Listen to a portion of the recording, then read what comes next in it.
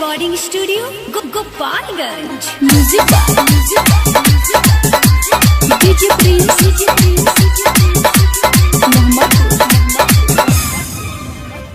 कहेलू बाबा अब होई का होई, मानी लो बात तारा होई का होई।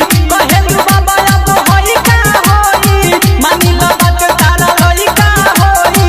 लेके तू मोला जड़ी कुल्ही पे ए बुची एगो टोटरम काला, ए बुची एगो टोटरम काला, हाथ फेरना तनी गुली पे। ए बुची एगो टोटरम काला, हाथ फेरना तनी गुली पे।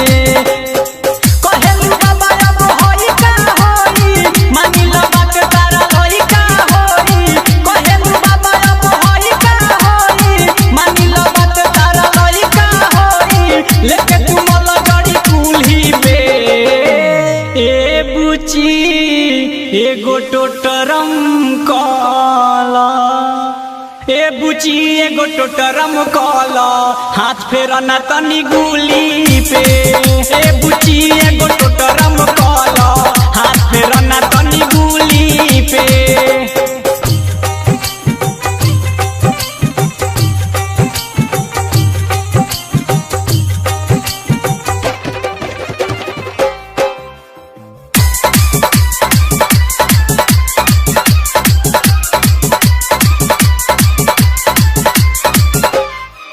तनी फूलवा चढ़ावो, छक पानी के गिरावो।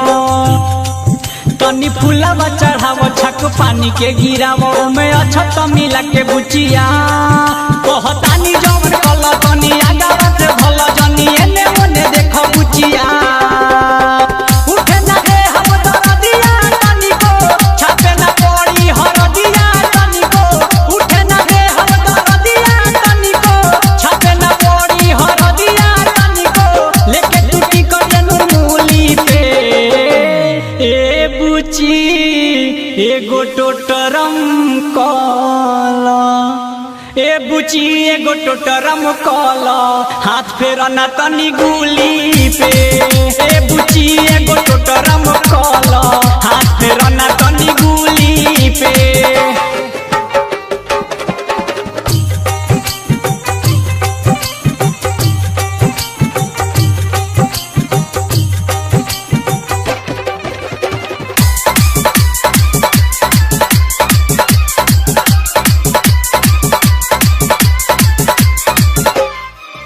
तनी घुंघटा हटावो, बात बाटे का बतावो।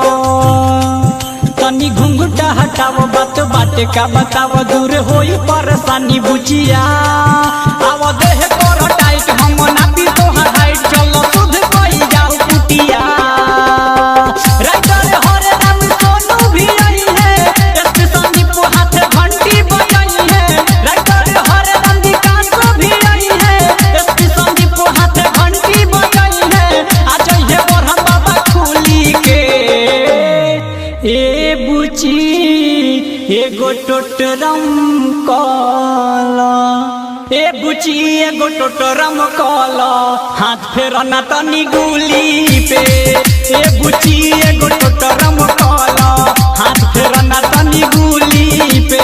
अरे ये बात तनी जल्दी करहो, ध्यान को बैठे के टाइम हो गइल बा।